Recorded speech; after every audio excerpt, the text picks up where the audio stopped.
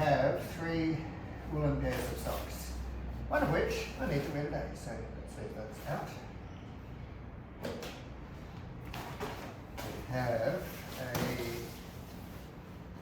a rain and puffer jacket. We have a single pair of pants, which are bushwalkers pants, so they're very light and thin. They've good wind resistance and a little bit of water protection. We have silk liners for the bike gloves, which I probably should put those with tools. And we have a neck warmer for the bike, which I'll also put there.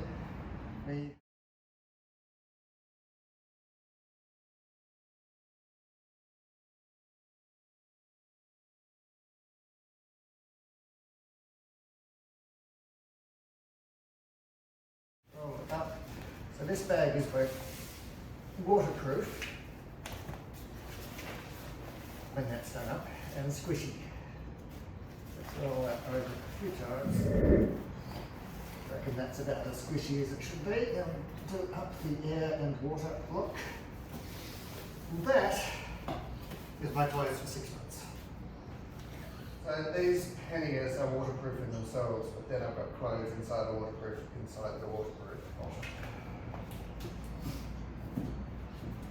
Shoes are quite big, as it turns out.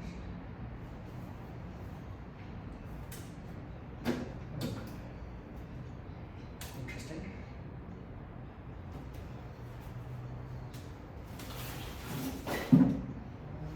I go in the top box, though. Come on, put them in the top box. What's going to make that food? That's the top box for the clothes. Because I have no idea what I'm doing with motorbike adventure riding. I have no idea what I'm doing with documentaries or that sort of thing. I have no idea what I'm doing with camping or with flying drones or with GoPro.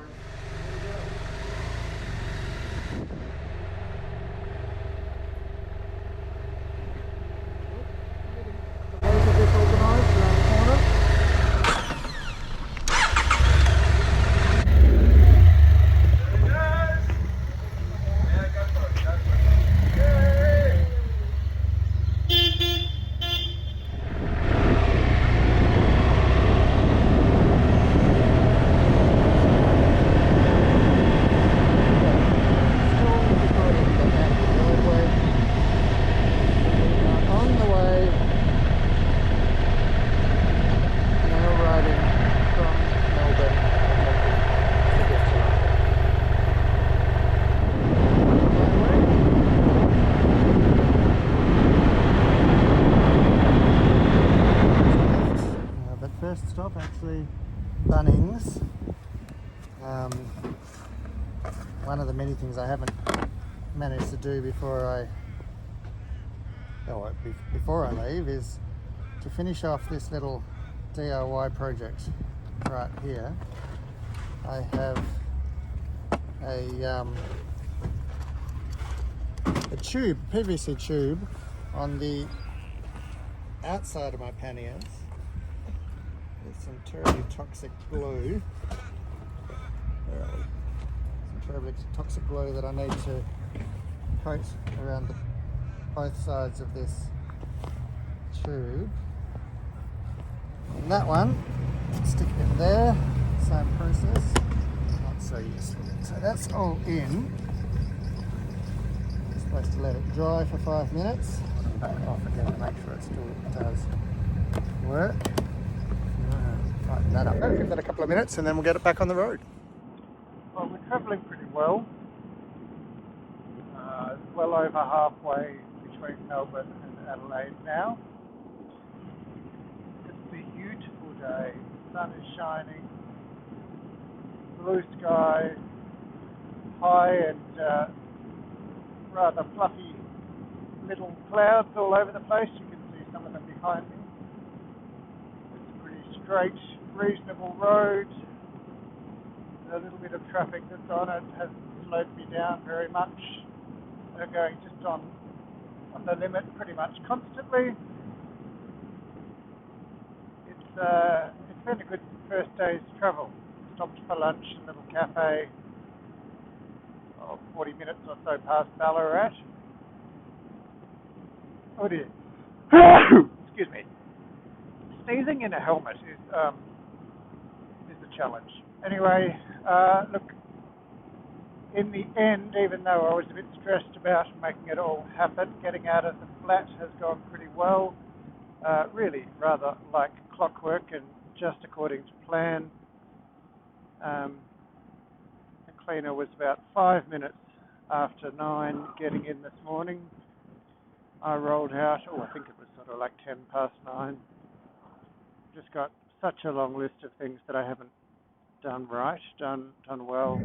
We've got, I think, about 350 kilometres to go till we get home to the campsite, the booked campsite, with a little bit of difficulty when I had lunch, a little bit of difficulty because I didn't have any internet connectivity, or very, very patchy. And of course I'd let the Telstra modem run flat along with GoPro and the drone. So I've got that charging in the top box behind me as we ride.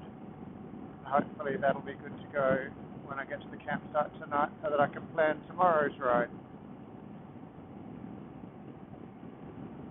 So I'll get to the campsite about 8 o'clock tonight on current estimates.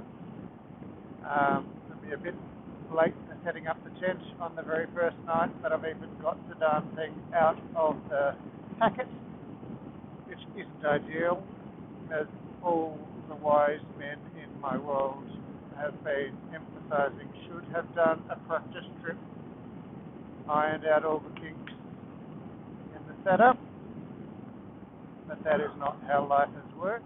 Been feeling it on the road actually. Be careful, drinking lots of water. See a tube here, poke in under the helmet and drink while I'm riding. Although that ridiculous beard of mine gets in the way and it's been tangling.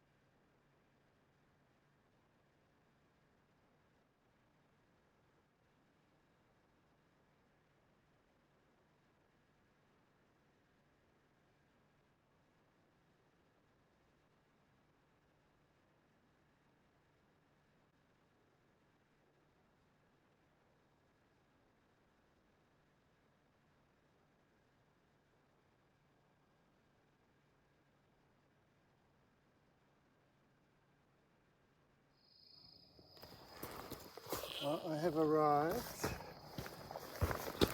Put it down a bit. Sort of had a bike accident right now.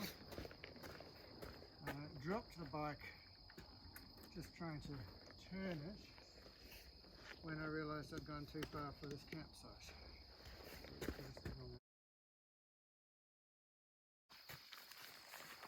And despite all the best advice from wiser people than myself, this will be the first time I've even taken it out of its bag, so that's an adventure in itself.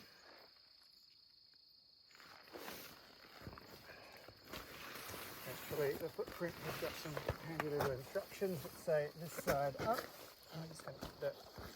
The weather is very kind to us, kind to me today, because late and tired and just getting dark and bad weather would be an unpleasant combination.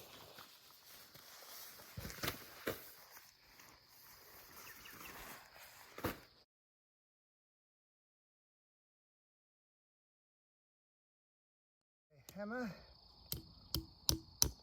That ground is tough. I would not get those in without a bit of assistance like that. It wasn't, I haven't even got it flat. I think I need to move it. Bother. Those out. Right.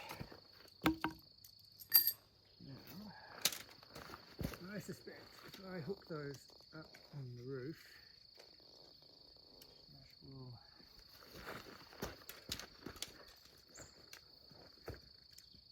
that will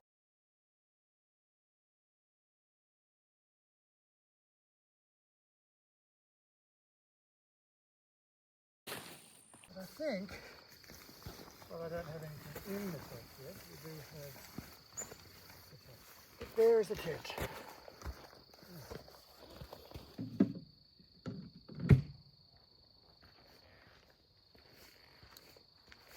Oh, a torch that works. That's good news.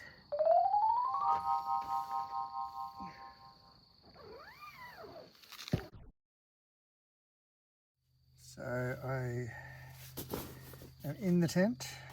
I've got a bit of a mess. I've got gear that I don't want left outside over on the right. It's a two-man tent so that I can have space for gear. And now I need to set up my mattress and my sleeping bag.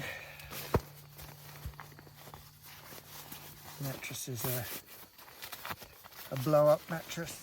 It comes with a tricky little, clever little inflating device. So this one, I'll just fill up this, open the yellow bag, fill it up with air just like that. Close it over a couple of times and push it in.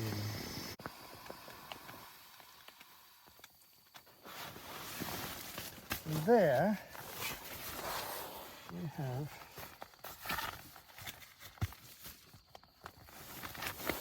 a mattress. Sleeping bag, nice and small package, but it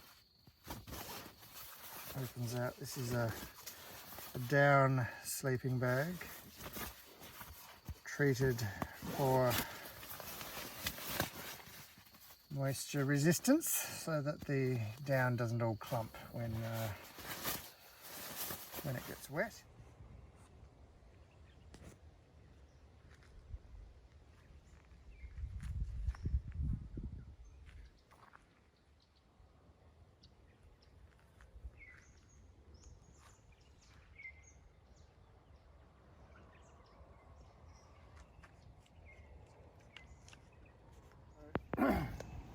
Had a good night's sleep, thankfully, and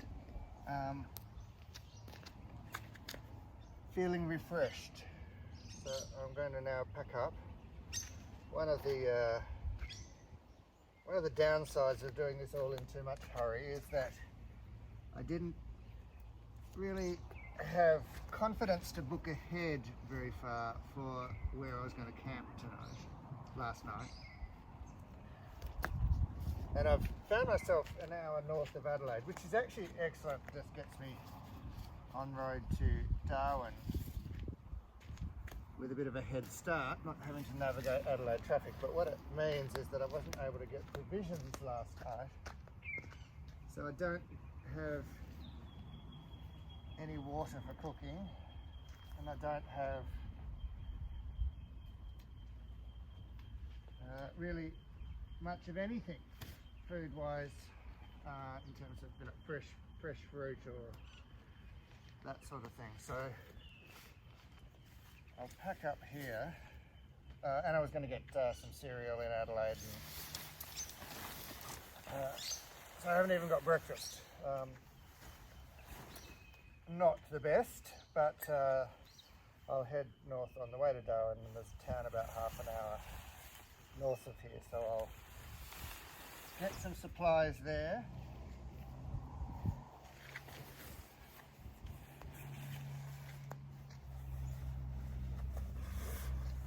I was a bit stiff and sore, but I am really pleasantly surprised at how well I've pulled up after a good night's sleep. Well, this mattress has done very well. It's quite comfortable.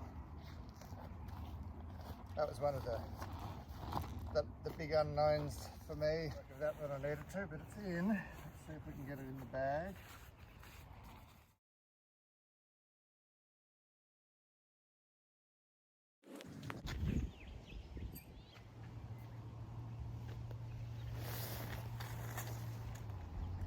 A little bit of dampness under that, so I shall give it a few moments hanging up to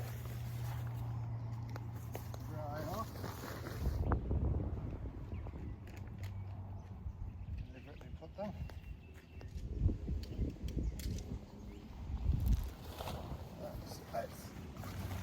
This one's dry enough.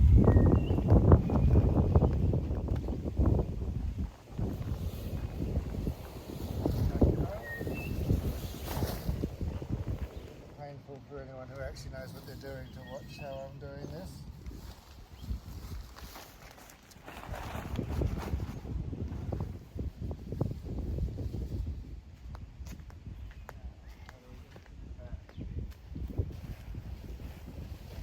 But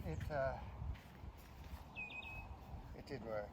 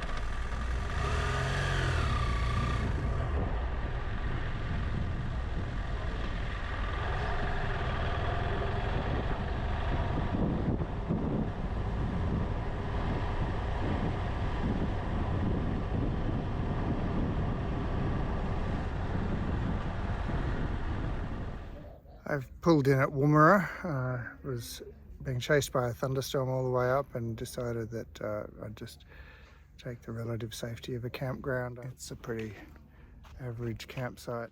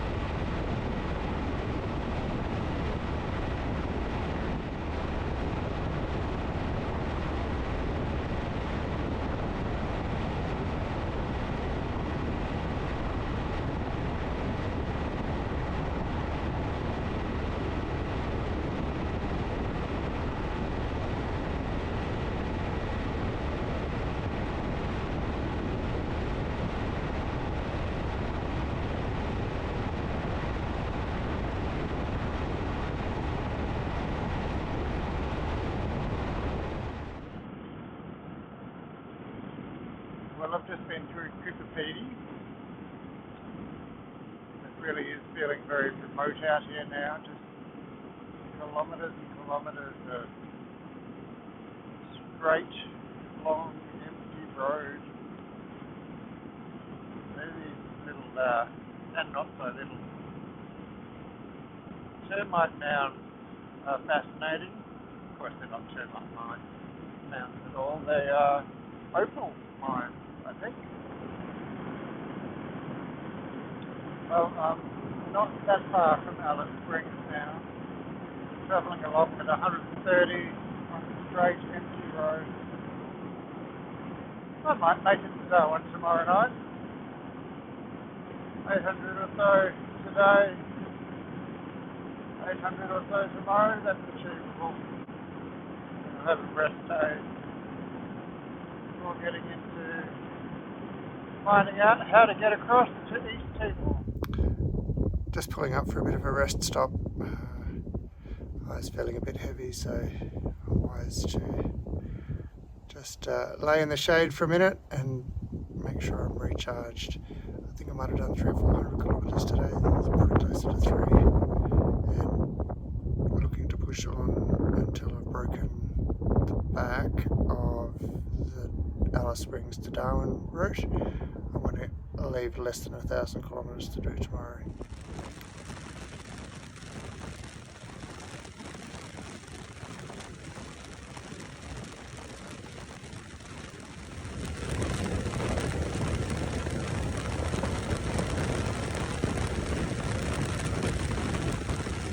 Last major stop out from Darwin, 450 k's to go. 4.5 big days so far of riding. I'm just having a bit of an egg and bacon wrap and a ginger beer. That'll fuel me, probably just a snack on the way up north from there. Just sweating profusely constantly, so needing to keep my water fluid intake up. But it's been a good ride, really good ride, and looking forward to getting to the end in a couple of days in the one place. Hopefully then finding passage across to East Timor. This is a cute little place. A couple of bits and pieces around, and the largest camp chair I've ever seen. It's back up around 40 degrees today, so I'll be glad to get back on the road because it's cooler. Through Catherine now, and I feel like I'm almost there. Everything is really green. Has been for quite some way. It has a feel about it to me of very fresh green, even perhaps just the last 24, 48 hours. I haven't been following the weather closely enough to know how much rain has fallen, but I suspect that it's made a massive difference right through here.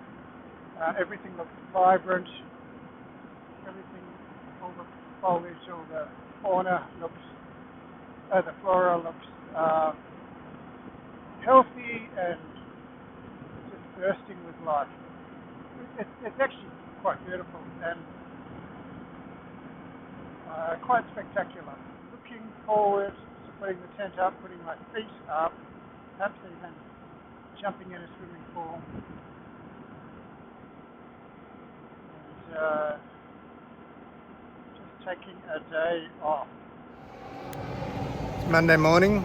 I've been up since about 6. It's just so nice not to have to pack the tent up each morning. Staying in the one caravan park.